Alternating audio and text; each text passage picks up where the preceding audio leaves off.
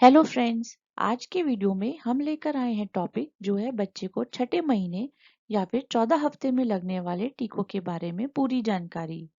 दोस्तों, as a parent टीकाकरण के समय डॉक्टर के पास जाने से पहले हम सभी के मन में कई सारे छोटे छोटे सवाल होते हैं जिनके बारे में अगर हमें जानकारी मिल जाए तो हम कम घबराहट और चिंतित महसूस करते हैं।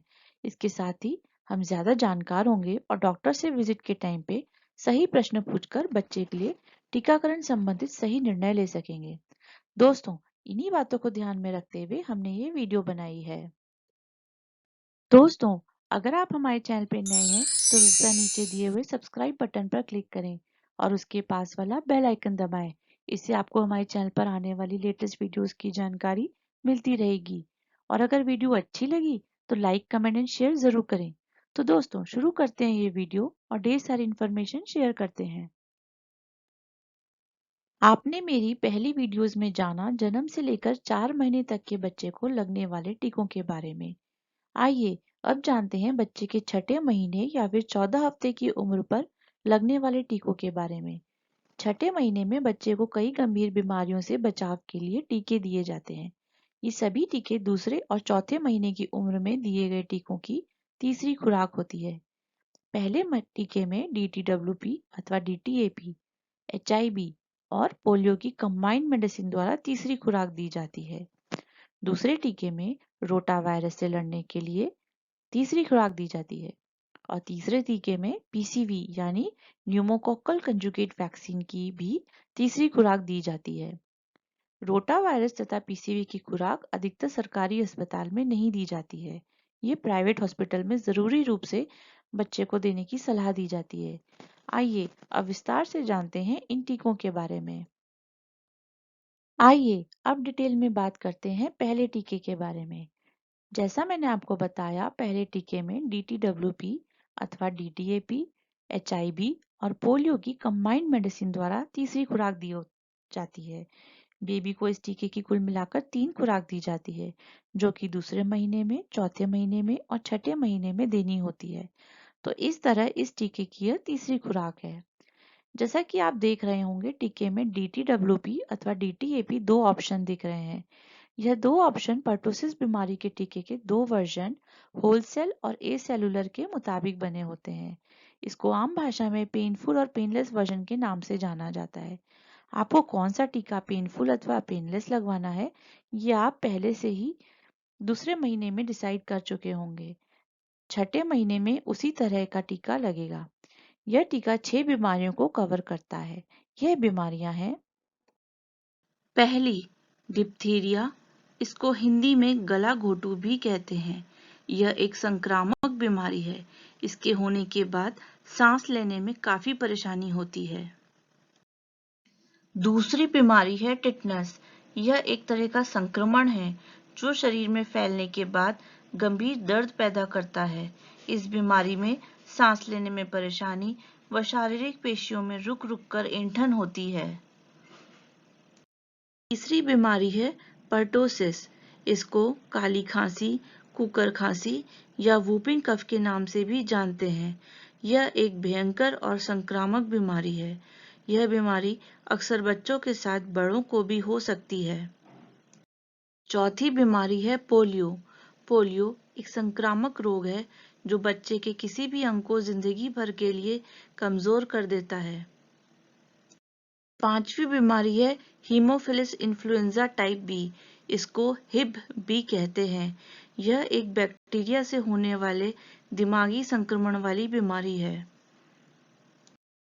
छठी बीमारी है हेपेटाइटिस बी, जो कि एक लीवर में सूजन और जलन पैदा करने वाली खतरनाक संक्रामक बीमारी है।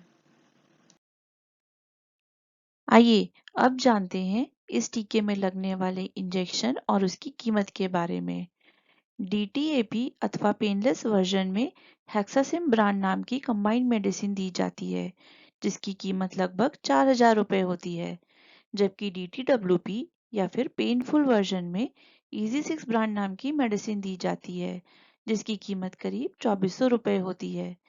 पेनलेस वर्जन की मेडिसिन की कीमत पेनफुल वर्जन से ज्यादा होती है।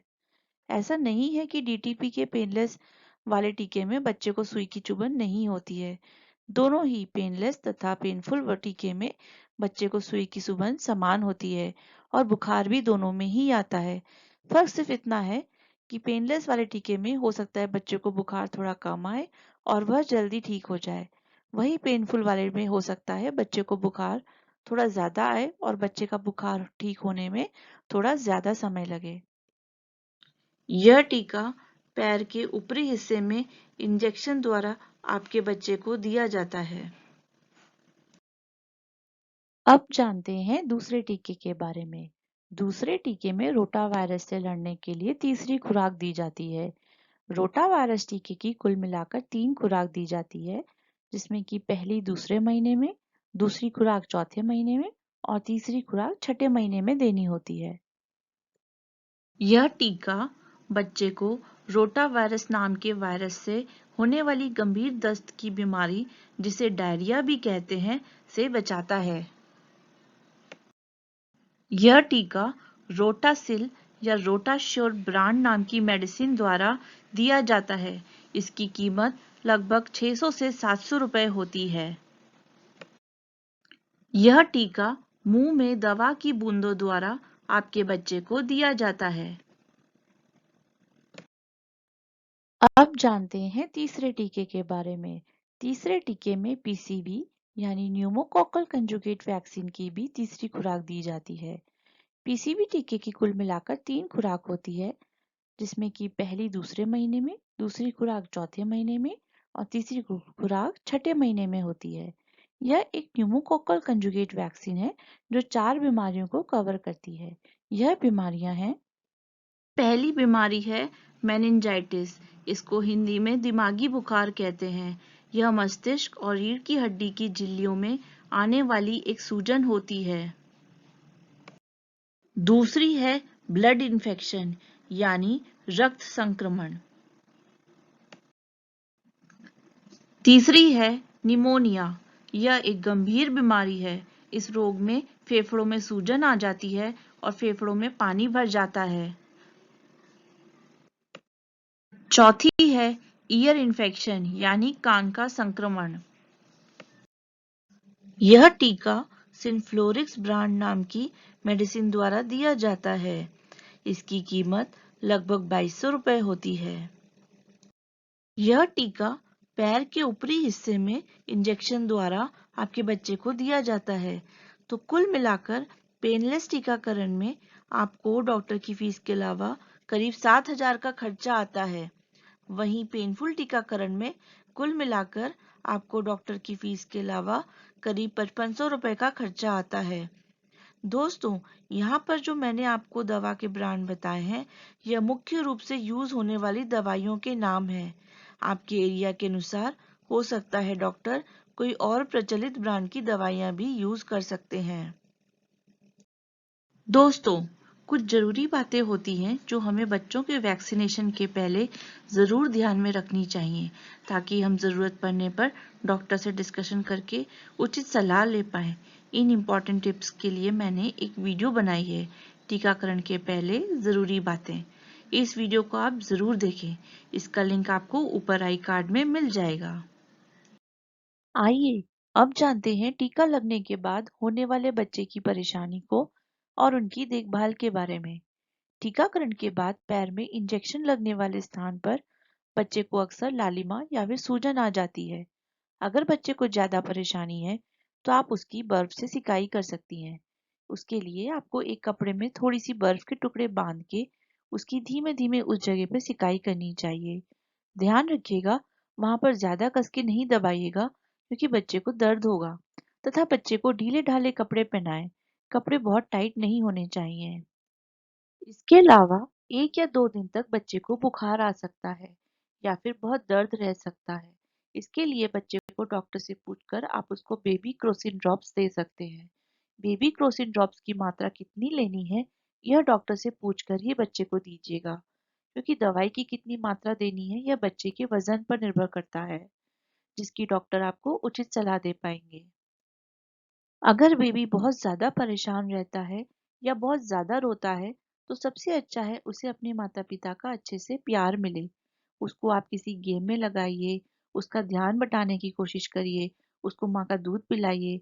इससे बच्चे को बहुत राहत मिलेगी। अगर बच्चे की बहुत ज़्यादा तबीयत खराब होती है या उसको बुखार बहुत ज़्यादा रहता है, तो अपने डॉक्टर से ज़रूर संपर्क करें। वह आपको सही सलाह देंगे। दोस्तों, अब जब हमने चौथे महीने की विजिट में डॉक्टर से बच्चे को टीका लगवा लिया है, हम डॉक्टर से बच्चे की देखभाल के लिए हमारे मन में उठने वाले प्रश्न कर सकते हैं, जो कि हमें बच्चे के आने वाले दिनों में केयर करने के लिए हेल्प करेंगे। इनमें से कुछ प्रश्न हैं, जैसे कि बच्चे का वजन और लंबाई कितनी है? क्या बच्चे की ग्रोथ ठीक है? आप यह भी सुनिश्चित करें कि टीकाकरण कार्ड में टीके की एंट्री हो गई है और कार्ड को संभाल कर रखें। बुखार व दर्द होने पे कौन सी दवा और दवा की कितनी मात्रा देनी है? इसके अलावा बच्चे की चल रही आयरन और विटामिन डी की खुराक के बारे में भी आप डॉक्टर से परामर्श कर सकते हैं। बच्चों को दूध की कितनी मात्रा दी जाए और बच्चे की वीनिंग डाइट का बारे में भी आप डॉक्टर से परामर्श कर सकते हैं।